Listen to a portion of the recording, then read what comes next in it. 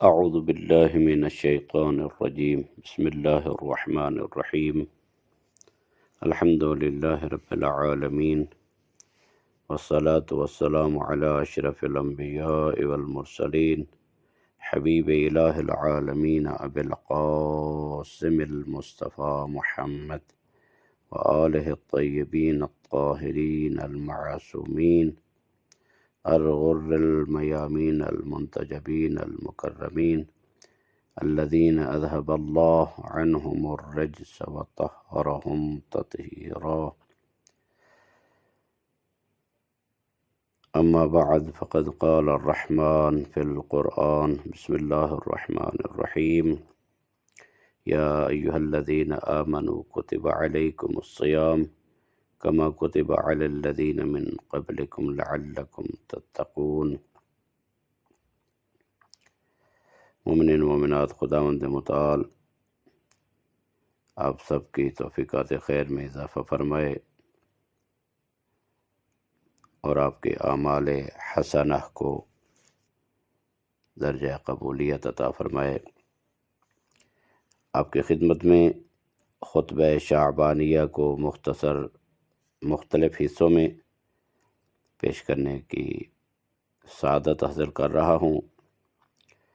پہلا حصہ خطبہ شعبانیہ رسول اکرم صلی اللہ علیہ وآلہ وسلم کے اہم ترین اور مشہور ترین خطبات میں سے ہے، جس میں ماہ مبارک رمضان کی فضیلتوں اور آداب کا ذکر کیا گیا ہے۔ یہ خطبہ ماہ شعبان کے آخری جمعہ کو ارشاد فرمایا گیا اور اپنی اہمیت اور بلند مضامین کی وجہ سے ہمیشہ مسلمانوں خاص طور پر شیعہ یعنی حیدر کرار کی توجہ کا مرکز رہا ہے۔ اس خطبے میں رسول اللہ صلی اللہ علیہ وآلہ وسلم نے مسلمانوں کو اخلاقی اور عباداتی اہم نصیحتیں فرمائی ہیں، جن پر عمل کر کے اللہ تبارک و تعالیٰ کی قربت اور قرب حاصل کیا جا سکتا ہے اور ماہ رمضان کی برکتوں سے زیادہ استفادہ کیا جا سکتا ہے۔ خطبہ شعبانیہ کے بعض مضامین اور جو عنوانات ہیں اور نصیحتیں ہیں وہ آپ کی خدمت میں ایک خاکہ کے طور پر عرض کر رہا ہوں اور انشاءاللہ مفصل اس بارے میں آپ کی خدمت میں عرض کیا جائے گا۔ نمبر 1، ضرورت مندوں کا خیال۔ اس بارے میں رسول اللہ صلی اللہ علیہ وآلہ وسلم نے اس خطبے میں غریبوں اور ضرورت مندوں کی مدد پر زور دیا ہے اور فرمایا ہے کہ ماہ رمضان دوسروں کی مدد اور بخشش کا موقع ہے۔ نمبر 2، اعضاء و جوارح پر کنٹرول۔ آنکھ، کان اور زبان کو کنٹرول کرنا اس خطبے میں رسول اللہ صلی اللہ علیہ وآلہ وسلم کی اہم نصیحتوں میں سے ہے۔ آپ نے گناہوں سے بچنے اور اعضاء کو حرام سے محفوظ رکھنے پر زور دیا ہے۔ نمبر 3، تلاوت قرآن مجید۔ ماہ رمضان قرآن کے نزول کا مہینہ ہے اور حضور اکرم صلی اللہ علیہ وآلہ وسلم نے مسلمانوں کو قرآن کی تلاوت اور اس کی آیات پر غور و فکر کرنے کی ترغیب و تشویق دی ہے۔ نمبر 4، رسول اللہ صلی اللہ علیہ وآلہ وسلم پر درود بھیجنا۔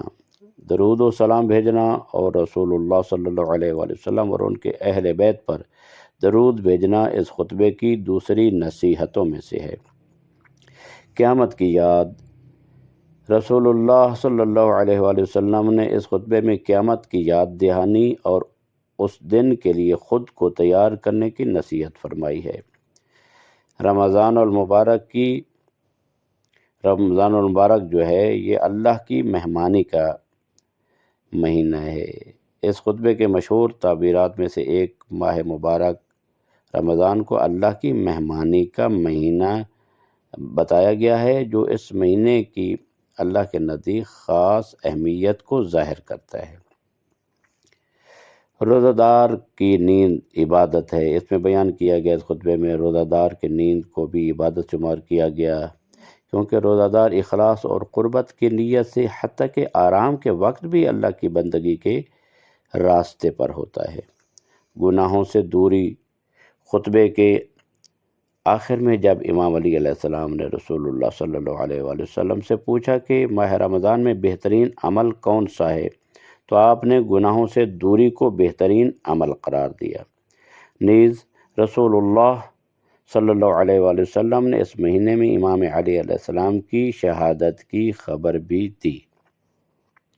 اس خطبے کی سند امام رضا علیہ السلام کے ذریعے ہے اور اس کی سند امام علی علیہ السلام تک پہنچتی ہے، یعنی امام رضا علیہ السلام نے اپنے آبا و اجداد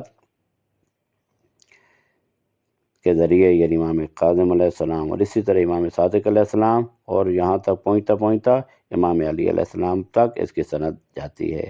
یہ بات شیعہ مسلمانوں کے نزدیک اس خطبے کی اہمیت اور اعتبار کو بڑھا دیتی ہے۔ خطبہ شعبانیہ ایک قیمتی اخلاقی اور عباداتی ماخذ کے طور پر ہمیشہ علماء اور مبلغین کی توجہ کا مرکز رہا ہے، اور ماہ شعبان اور رمضان میں اس کے بعض حصے مذہبی محافل میں پڑھے جاتے ہیں۔ یہ خطبہ نہ صرف ماہ رمضان کی فضیلتوں کی طرف اشارہ کرتا ہے، بلکہ اس مہینے میں یہ ہے کہ اس کو کیسا گزارا جائے، اور اس کے لیے عملی رہنمائی بھی فراہم کرتا ہے کہ انسان کیسے اپنی زندگی گزارے اور اپنی راستے کو کیسے اختیار کرے۔ خطبہ کا پہلا حصہ جو ہے ماہ رمضان کی فضیلت پر مشتمل ہے۔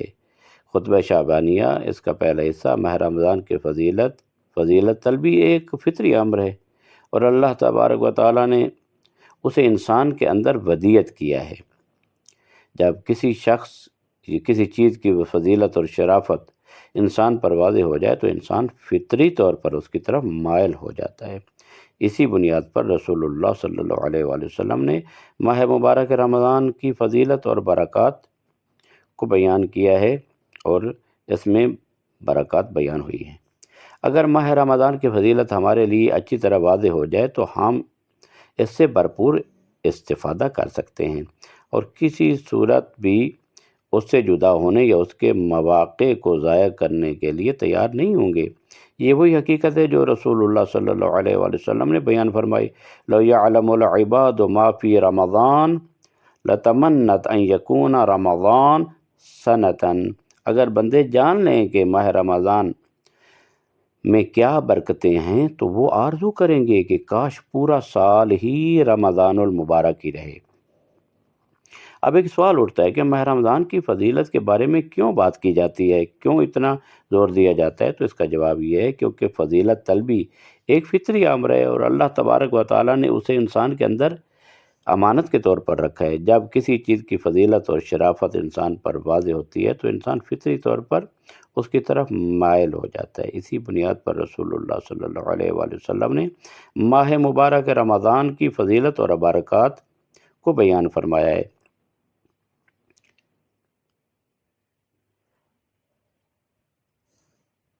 ماہ رمضان کی فضیلت نے اس مہینے کو عظمت و شان بخشی ہے، اور رسول اکرم صلی اللہ علیہ وآلہ وسلم نے خطبہ شعبانیہ میں انہی بیان فرمایا ہے، لہذا اس گفتگو میں اس کا ذکر ہے۔ اللہ کا مہینہ، ماہ رمضان کی فضیلت ایک جو ہے وہ یہ ہے کہ یہ اللہ کا مہینہ ہے، اللہ تبارک و تعالیٰ سے منسوب کیا گیا ہے، اسے اللہ کا مہینہ کہا جاتا ہے۔ رسول اللہ صلی اللہ علیہ وآلہ وسلم خطبہ شعبانیہ میں فرماتے ہیں، ایھا الناس انہ قد اقبل الیکم شہر اللہ، اے لوگو بے شک اللہ کا مہینہ تمہاری طرف آ گیا ہے۔ تمام اوقات، تمام مقامات اور تمام مخلوقات اللہ تعالیٰ کی ملکیت ہیں، لیکن کچھ چیزیں ایسی اپنی شرافت کی وجہ سے اللہ تعالیٰ سے خاص طور پر منسوب ہیں، جیسے بیت اللہ ہے۔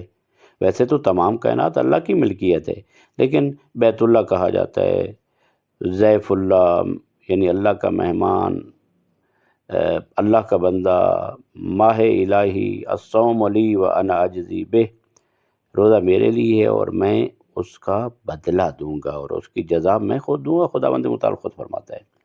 برکت، رحمت اور مغفرت کا مہینہ ہے، اس کی عظمت کو اور چار چاند لگا دیتا ہے۔ دنیا کی شرافت دنیا کی شرافت مند زندگی اور آخرت کی سعادت مند زندگی کے لیے انسان کو 3 چیزوں کی ضرورت ہوتی ہے: برکت، رحمت اور مغفرت۔ اور ماہ رمضان المبارک میں ان تینوں کا سرچشمہ موجود ہے۔ یہ ماہ یعنی ماہ رمضان کی ایک اور فضیلت ہے۔ رسول اللہ صلی اللہ علیہ وآلہ وسلم خطبہ شباریہ میں فرماتے ہیں: انہ قد اقبل الیکم شہر اللہ بالبرکت والرحمت والمغفرہ۔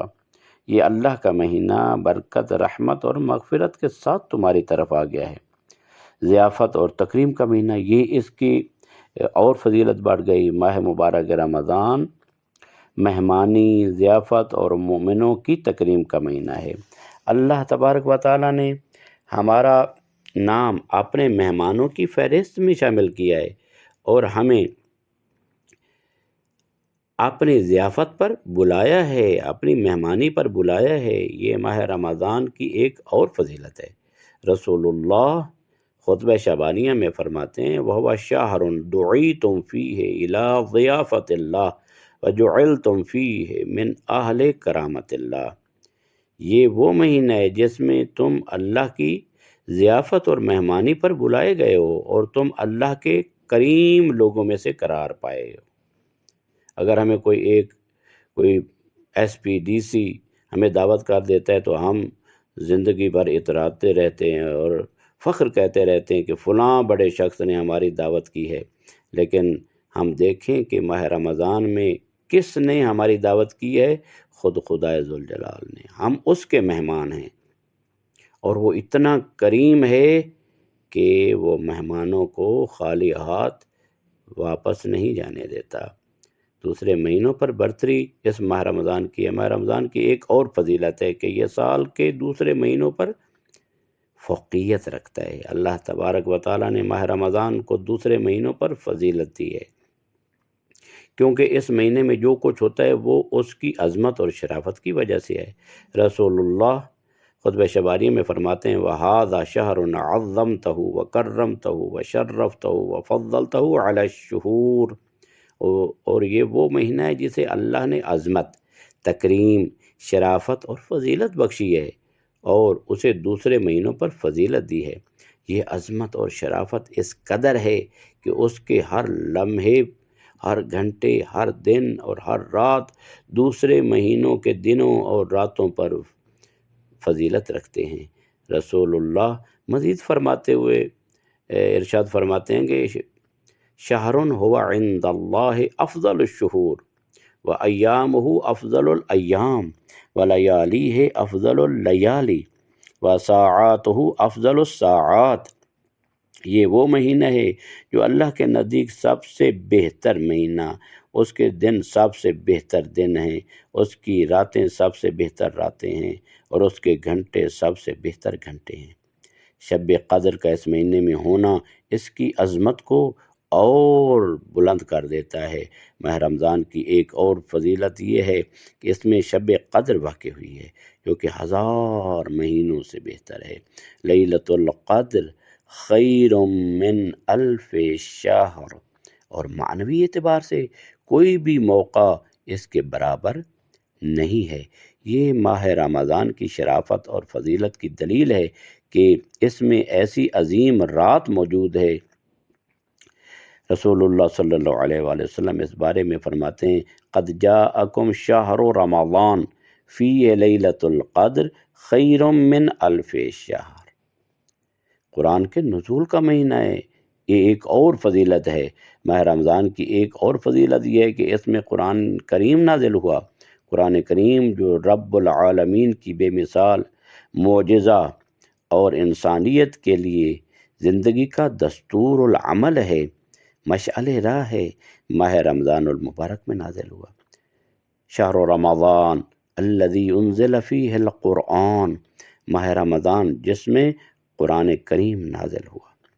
اللہ تبارک و تعالیٰ نے قرآن کریم کی عظمت کے لیے ماہ رمضان کو قرآن کے نزول کے ساتھ عظیم بنایا ہے اور فرمایا ہے کہ یہ وہ مہینہ ہے جس میں قرآن نازل ہوا۔ نہ یہ کہا کہ یہ وہ مہینہ ہے جس میں روزہ فرض ہوا، بلکہ شہر رمضان الذی انزل فیہ القرآن، جس میں قرآن کو نازل کیا گیا۔ ماہ رمضان المبارک کی عظمت اس قدر ہے کہ وہ قرآن کریم کے نزول کا ظرف بن سکا، لہذا ہم اس کی طرف متوجہ ہو جائیں کہ کتنی عظمتیں اس ماہ مبارک رمضان کی ہیں۔ ہم شکر کریں کہ اللہ نے ہمیں زندگی میں پھر یہ موقع عطا فرمایا اور یہ ایام عطا فرمائے۔ ہم دیکھتے ہیں کہ کتنے لوگ تھے جو پچھلے رمضان المبارک میں موجود تھے لیکن آج اس دنیا میں موجود نہیں ہیں۔ اللہ تعالیٰ کی رحمت، بخشش، مغفرت جو اللہ نے اس مہینے میں رکھی ہے، اللہ نے پھر ہمیں ایک بار موقع عطا فرمایا ہے اور ہمیں بلایا ہے کہ آؤ میرے بندو، قل یا عبادی الذین اسرفوا علی انفسہم لا تقنطوا من رحمت اللہ، اللہ کی رحمت سے نا امید نہیں ہونا ہے۔ لہذا ہمیں اس مہینے کی قدر کرنی چاہیے، ہمیں اس مہینے میں اپنے گناہوں کی طرف دیکھنا چاہیے، ہمیں اس مہینے میں مہمانی خدا اور ضیافت اللہ کی قدر کرنی چاہیے، اور ہمیں دیکھنا چاہیے کہ جس نے ہمیں بلایا ہے وہ کتنا بڑا مہمان نواز ہے اور وہ کتنا عظیم، کریم، سخی اور جواد ہے۔ دعا ہے پروردگار عالم ہم سب کو ماہ رمضان المبارک کی برکتوں سے مالا مال فرمائے، ہمیں اس میں روزہ رکھنے، عبادت کرنے، مناجات کرنے، قرآن کی تلاوت کرنے، یتیموں غریبوں کی مدد کرنے کی توفیق عطا فرمائے، آمین یا رب العالمین۔